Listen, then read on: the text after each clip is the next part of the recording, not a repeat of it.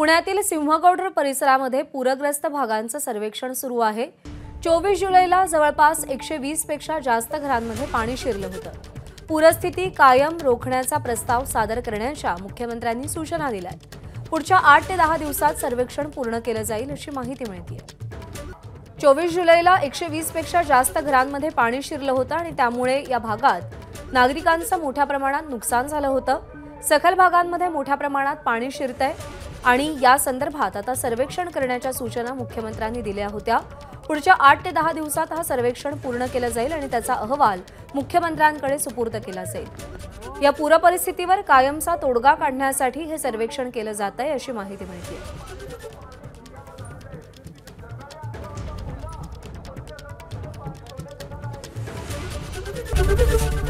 ABP माझा, उघडा डोळे बघा नीट।